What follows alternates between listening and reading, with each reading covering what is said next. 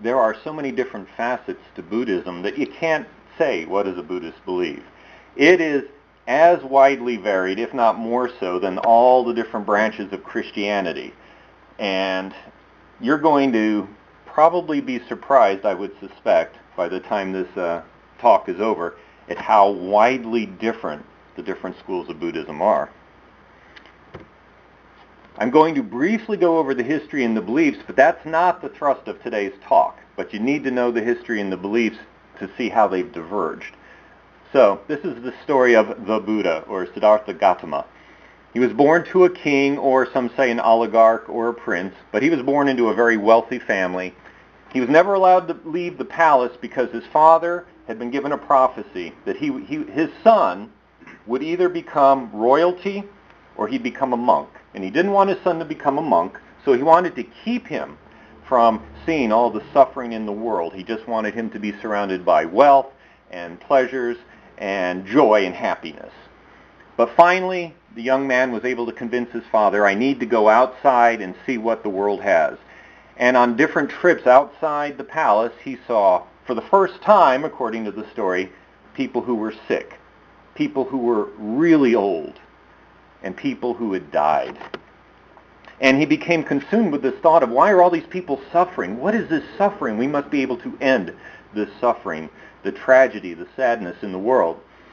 And so he decided he would join 5 ascetics and give up all the pleasures of the world. Since he had been surrounded by wealth and joy and happiness and all his desires were fulfilled, he decided to go the exact opposite extreme. And he gave up everything. According to legend, he would eat 1 grain of rice a day. He wasted away to skin and bones. He slept out in the elements with nothing over his head, oftentimes on a bed of nails, he and these 5 ascetics. And after doing this for quite some time, he was about ready to just give up the ghost. He was almost dead. And a young girl saw him suffering and gave him a meal. And according to different stories, it's rice and milk, or just milk. But he ate it.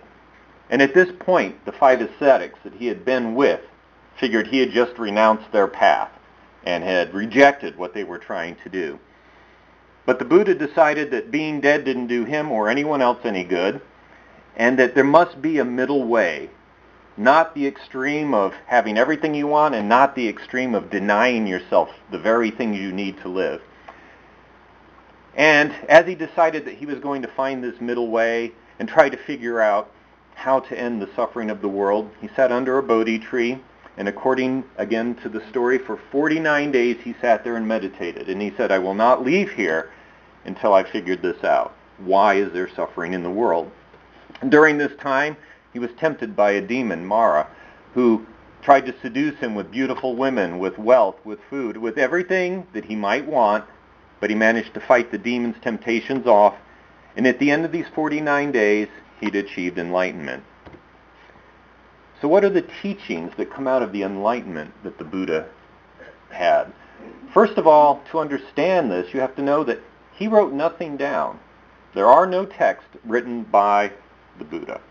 3 months after he died, in roughly 400 BCE, 500 monks gathered together to memorize what he taught, because there were no written records. And so they were going to do this by oral tradition, memorizing and passing it down from teacher to student. And they did this for 400 years, no written records, 400 years. The teachings include these, which are basically held by all the different schools of Buddhism. You're going to see some very different beliefs, but these are the core teachings that almost all hold to. First of all, life entails dukkha, which is translated variously as suffering, or dissatisfaction, or discontent. I'll use the word suffering, but a lot gets lost in the translation from the original languages to English. So we'll go with suffering, but it doesn't necessarily mean torment. It could just mean not having your desires fulfilled. So life entails this suffering. Dukkha is the result of clinging or craving. You suffer because you want something. You cling to it. You don't want it to change. You don't want whatever it is that's going on right now that you're just enjoying so immensely. You don't want it to end. You don't want that perfect, beautiful spring afternoon to end. You don't want your little children to grow up and then leave you. You don't want your spouse to die. All these things are examples of clinging or craving to things that must change. And this is the root of suffering. There is an end to this suffering, and it's called nirvana. Nirvana is achieving the state where you are no longer suffering, where you no longer are clinging or craving. And the way to end this is the Eightfold Path. And these are divided into three groups of wisdom, morality, and methods of meditation. So you have right view and right thought, which are wisdom, right speech, action, and livelihood, meaning how you make your living or way in the world, and that's morality.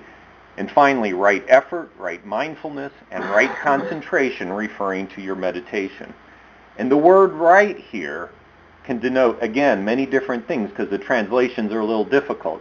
It can mean completeness, coherence, ideal, wholesome, wise, and or skillful. So it's not simply a matter of wrong or right, but rather the idea that you have a complete view, or coherent view, or a wholesome view of how life goes. The three jewels of Buddhism are, first of all, the Buddha, the awakened one, the first human to come here, according to some traditions, because you're going to see there are many Buddhas, but this Buddha is the awakened one who gave us the Dharma, the teachings. And finally, the Sangha, or Sangha, is the community of practice, much like our congregation. This is the Buddhist word for it. So you practice in a group. You don't practice alone because you need the support of others, because this is hard work. And now the spread of Buddhism. This is where we're going to start seeing all the divergent views. That circle there is roughly where the Buddha grew up and taught and died. Northern India or Nepal. Different people say different places, but it's roughly in that circled area. So here are the splits in schools, the major ones, because there's lots and lots of minor ones. First of all, 100 years after the Buddha's death, there was a council at Vassali, and a group of monks who were all, part of the same mindset at that time. A group said, we need to make some changes. A couple of the major examples were, first of all, instead of just keeping this Buddhist practice to monks, to people who live in a monastery, we need to open it up to the general population. They also felt it was okay to accept and use money. Rather than just making their way by begging, they felt this really wasn't a bad thing and we could do this. And there were other issues also, but these are a couple examples. And so the elders of this group voted to see whether they would include these changes or not, and they voted against it. And so the dissenting monks, the ones who felt changes were necessary, split off. And now you have two major groups. The elders, today, even to this day, this word is used, the Theravada school is called the School of Elders. They believe that monastics only are the ones who can reach nirvana. That if you want to reach nirvana, if you want to end suffering, you must renounce the common world. You must become a monk or a nun. You must go into a monastery, and you're going to have to work really hard for many, many years to achieve nirvana. Whereas the dissenters created the Mahayana school. And this is called the Great Vehicle, or the Great Wheel, meaning it's bigger because it encompasses more people. So we are including the general population. Everyone can participate in this.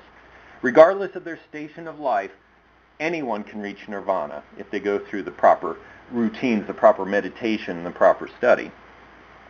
So, Theravada, Mahayana, two major divisions. And by the way, because you have two major divisions, you now have name calling. So, the original group, Theravada, the School of Elders, they naturally had to come up with a name for this new group, and they called them the School of Novices. Now, you can say, well, we're the elders, they're the new, they're opening it up to everyone, so novice is okay. But it's meant as an insult. So you have the School of Elders, and you have the School of Novices, the School of Rookies, the School of the Beginners. Meanwhile, the new group said, we're the greater vehicle, we're the big wheel. We accept everyone. So, Theravada, they're the lesser wheel, the lesser vehicle. They're small because they have a small group. We're not being insulting, it's just a small group. But really, both of these terms are only used in a derogatory way when talking about the other. The most inoffensive terms are northern and southern. So Theravada is the southern school, and then Mahayana is the northern school. But Mahayana didn't just stay Mahayana. Then you have, I hope I keep saying these names right, or I hope I am, Vajrayana Buddhism is a subset. Some people say there's three major schools, and some say this is just a subset of Mahayana. And what does this third group believe? Buddha had advanced practices that were not widely taught and were not known at the time that Theravada Buddhism was created, or for that matter, when Mahayana was created. These were special, secret teachings in texts called the Tantras. And so now that we finally found these Tantras, we're going to use these. And so this is what you now know today as largely Tibetan Buddhism, or the Dalai Lama. If you see that form of Buddhism, what we're talking about is Vajrayana, which is a subset of Mahayana. It's very magical. They have many magical deities. They prayed to these other Buddhas, these other exalted beings, much as, say, the Catholic Church would pray to saints. They're not actually God, but they're almost there. And they can intercede in your life, and they can make changes, and they can help you. And so some scholars say that this is really a combination of Buddhism and shamanism in the area of Tibet, and very, very different from the other schools, because now you essentially have magic rituals and magic spells for all practical purposes. So here's a map. This is Doug's home-brewed map first, so I don't have all the fancy color in all the countries. So Theravada went to the south. Burma, Thailand, Laos, Cambodia, and also this island off of India, Sri Lanka. Whereas the northern group, Mahayana, went through China, Korea, Japan, and also Tibet, Nepal area. This map shows the three groups. So the red group is your southern, the yellow group is your northern, and then the orange group is Vajrayana. And so that's your Tibetan Buddhism, but that also encompasses most of Mongolia and surrounding areas. So this shows you the geographic spread. And the changes in the views of these different Buddhist schools are often tied to the cultures that they are in. So they are not free from cultural influence. In fact, they are heavily influenced by the cultures. So now we're going to look at some differences between these schools. This is the chart I'm going to leave up. At the end of this is the one you're going to want to come up and look at because it's great. I wish I had a little laser pointer. At the very top, and I'll try not to pull cords out, up here, you see all the different Buddhas. The Buddha we talk about, Siddhartha Gautama, is actually down here, right here, Shakyamuni Buddha. That's the one that came to Earth and gave the teachings to us, for the most part. But you'll see some of the ones over on the far side here, they trace their teachings directly to different Buddhas. The colors show geographical influence. So up at the top you see a lot of orange, and then it starts changing to different colors. So green is India, where it originated, and then it comes down to all the different countries in Asia.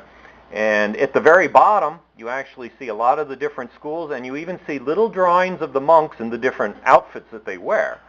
So you come up here and look, and the Tibetans, you see the orange and yellow that you're very familiar. If you look at Zen, you see black and brown. They're much less ostentatious, very plain in how they dress.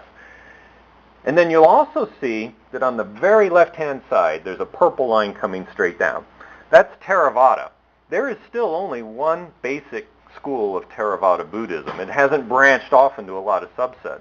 It started with 18 different schools, and they've all sort of disappeared down to one.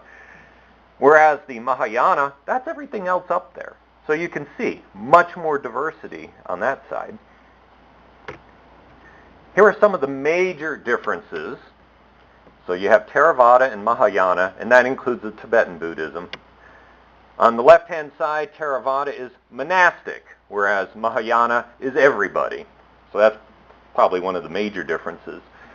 Theravada emphasizes self-discipline and study, Mahayana emphasizes compassion and intuition.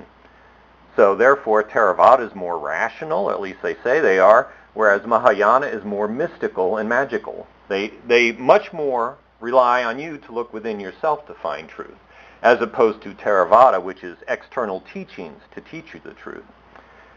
In Theravada Buddhism, you want the highest state you can achieve is Arhat, an enlightened person who has escaped the cycle of rebirth, of reincarnation, which is an integral part of Buddhism, that you come back again and again and again, until you achieve nirvana and you break that cycle of reincarnation. Whereas on Mahayana Buddhism, your highest goal is to become a bodhisattva, which is someone who actually postpones eternal enlightenment.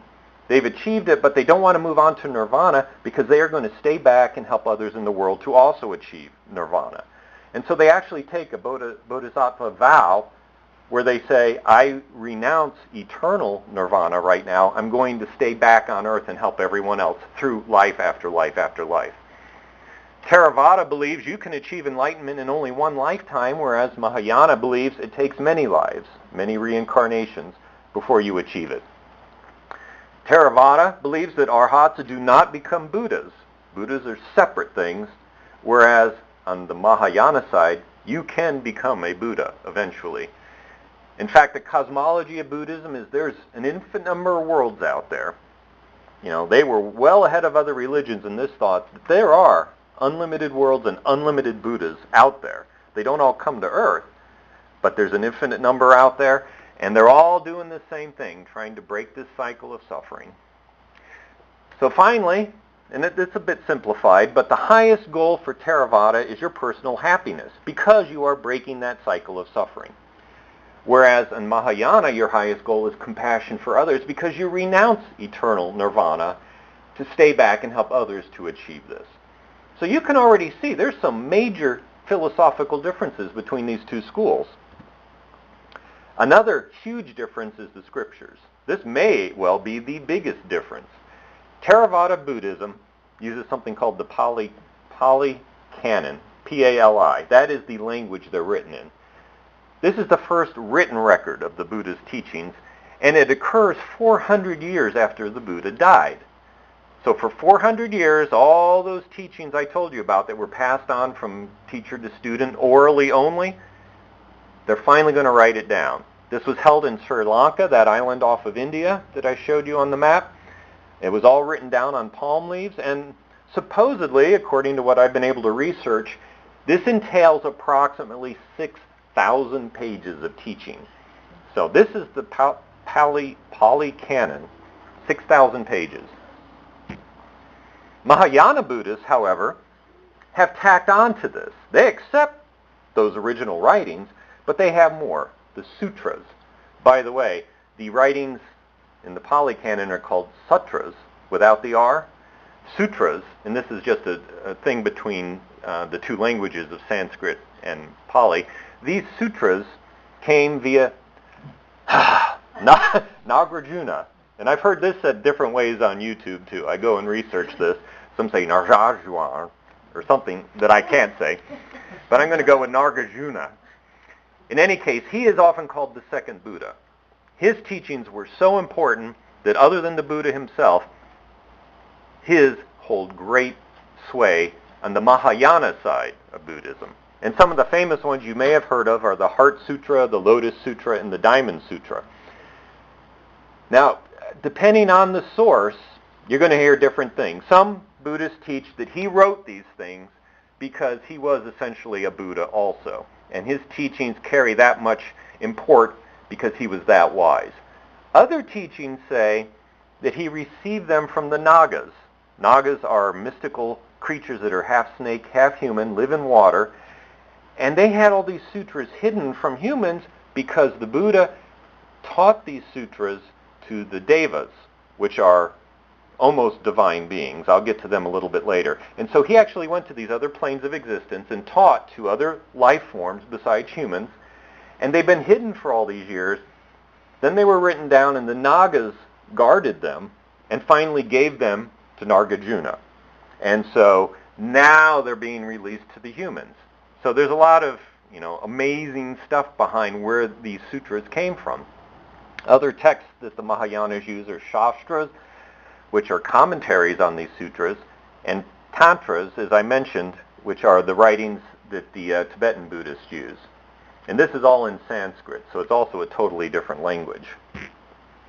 So here's these 6 realms of existence I was talking about. Some Buddhists teach that these are all mythological and should not be taken literally. Others, even today, take these very literally and think they're a key part of Buddhism. So, you have heaven, where you have these godlike beings, the devas. They have great power and wealth and long life, but they're blind to the suffering of these other life forms on these other realms of existence. They're all consumed by their own interests. And so, according to some legends, the Buddha actually had to go and teach them also. You have the realm of the Asuras, which are powerful beings, but they're enemies of the Devas. Some people call them Titans. So they're marked by anger and envy.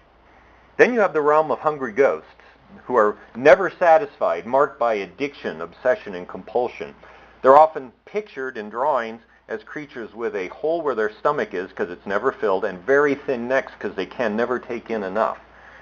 Hell is a place where bad souls who are filled with anger, hate, and aggression dwell. Then you have the realm of animals, which is marked by stupidity, prejudice, and complacency. And finally, you have the human realm. And only in the human realm is enlightenment possible.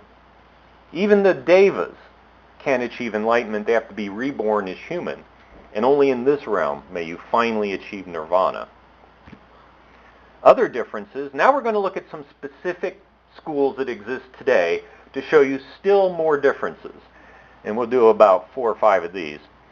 First of all, Pure Land Buddhism, which in America is called the Buddhist Churches of America. So I've got their logo at the bottom there. Anytime you see Buddhist Churches of America, this is the school it's talking about and no other. So Pure Land Buddhism is also known as Shin, Jodo Shinsu, or Amitism. Nirvana cannot be achieved on planet Earth. Amitabha is a Buddha who created the Pure Land realm, another planet essentially, or another realm where you may be reborn in the future, and only there may you achieve nirvana. You can achieve this rebirth by, during your life on earth, having faith in Amitabha and chanting his name. If you go onto YouTube and type in Amitabha, you can hear many, many different versions of how they've taken just his name and put it to music and chant it. There's not just one tune. Doesn't have to be music, but there often is.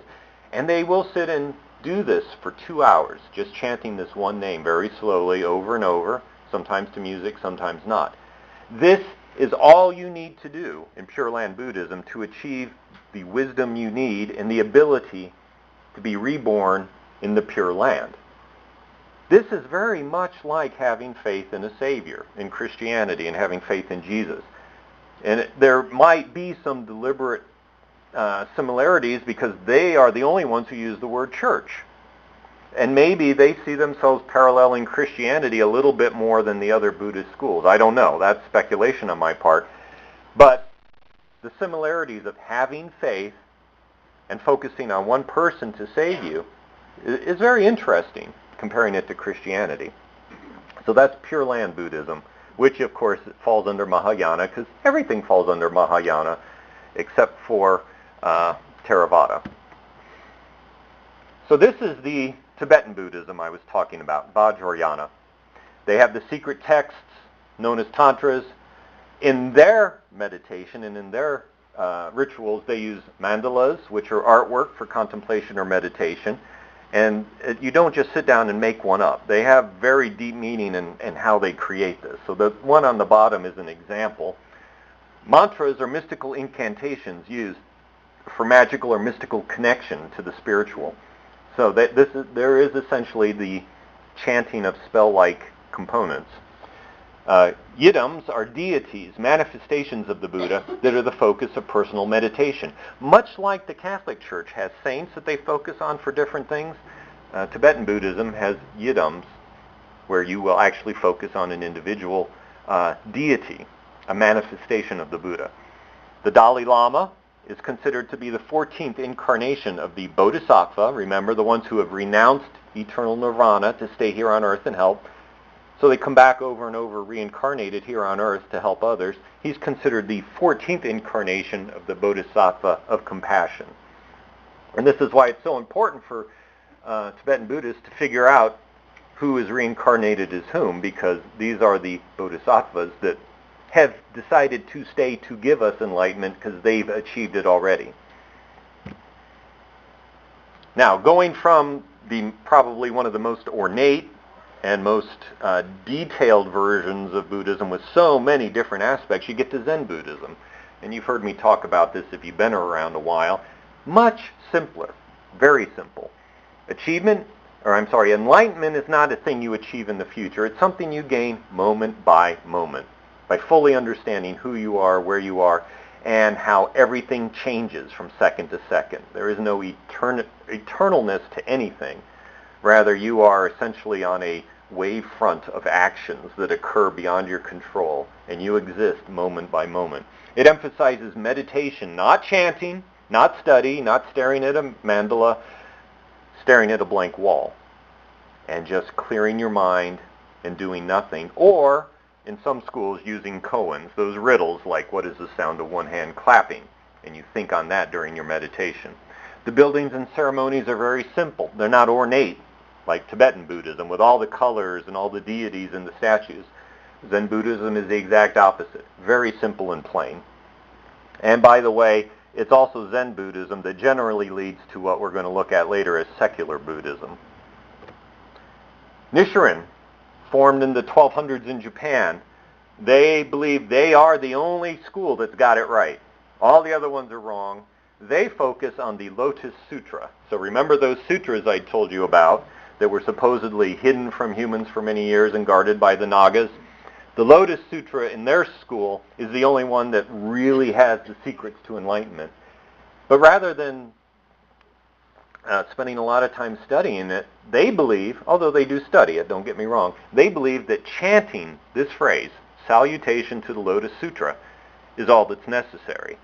So much like the ones who are chanting Amitabha, they're chanting in their own language, not in English, salutation to the Lotus Sutra for hours each day. And by doing that, they gain the wisdom of the Lotus Sutra. So this is Nichiren. And then secular Buddhists, which is mostly a Western phenomena, they view all this stuff I've talked about, the levels of life on the different planes of existence, rebirth and reincarnation, these talk of spirits, ghosts, and deities. These are all symbolic. They're all mythological, not to be taken literally.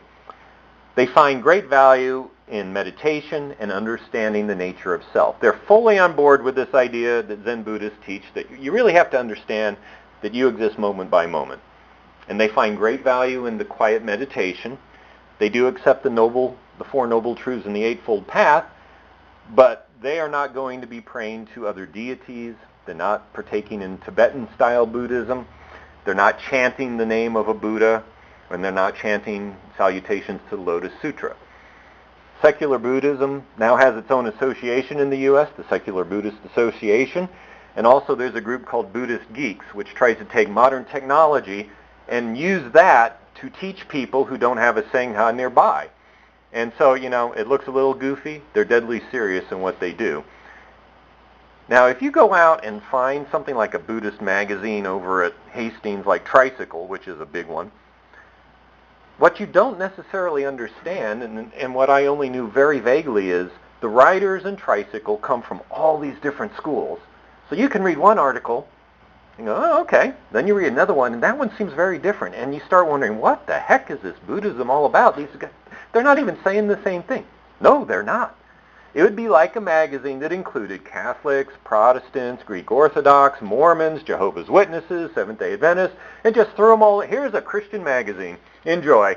Figure it out. And you've got all these different people saying different things. Well, that's what Tricycle does deliberately. It's all out there. The ads are from all these different schools, and you just go, huh, really? And even though I spent a year reading this stuff and reading the magazines and trying to piece it together, I still didn't fully appreciate how radically different it was till I put this together. So, it is fair to say that there is a huge variety in Buddhism. And it's also, I think, very fair to say that if you looked at the evolution of Christianity, or at least those who claim to be Christians, because some will say some of these groups aren't, you start off with the Catholic Church.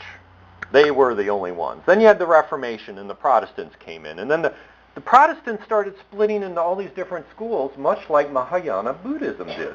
Whereas the Catholics remain Catholic. We're the only ones, just like Theravada. We're the only ones. And then after you have this great split of the Protestants, then you've got stuff that's getting even more divergent from the original teachings, like Jehovah's Witnesses and Mormons, who call themselves Christians, but the other Christians don't call them Christians, they call them cults, because their teachings are just too far out there. You can find that exact sort of flow within Buddhism. I mean, the Theravada Buddhists don't think that you need to be sitting around chanting salutations to the Lotus Sutra. That's totally missed the point. And you're not supposed to be praying to Amitabha and hoping he'll take you to the Pure Land when you're reincarnated. Totally different. But what you don't see in the Buddhist world are wars over the differences, or torturing or persecuting or forcing some Buddhists to convert to your form of Buddhism. That part they've managed to avoid. Not to say there aren't wars within Buddhist nations, because there certainly are. But the Buddhist schools generally haven't gone to war with each other to say we're the only way, we're the right path. Buddhism has evolved greatly as it moves from country to country. And the secular Buddhism that you see springing up in the West, in England, in the U.S., parts of Europe, is very different, because they're saying reincarnation doesn't matter. And the traditionalists are saying that's the foundational teaching of the Buddha, that you're born again and again. If you don't believe in reincarnation, you're not a Buddhist. I mean, you may meditate, you may accept some of these teachings as interesting and helpful, but you're not a Buddhist if you reject that. So there's that kind of conflict going on. In public, most of the teachers from these different schools are willing to say, because I've seen it many times in texts, look at the different schools, find the one that works for you, and practice that way. But in private, I suspect, and I've heard to some degree, that in private, when talking amongst themselves, they all say, we've got it right and the other one's got it wrong. But they don't come out and make a big stink about it like some other religions might. But secretly, within their heart of hearts, they know theirs is the right path. So what do Buddhists believe? What do you mean by Buddhist? You've heard me say this about other things like, do you believe in God? Well, define God. Are you a Christian? Define Christian. What do Buddhists believe? You now see there is not a single answer to that. There are a multitude of answers to that, and it requires a great deal of time to talk about it. So we in the West, we generally think Buddhists all believe the same thing. Not even remotely. And this is just a surface view of all the differences. So I thank you for your time and attention on this, and I hope I'll be able to answer your questions during talkback, because I'm not an expert on this, but I have found it fascinating.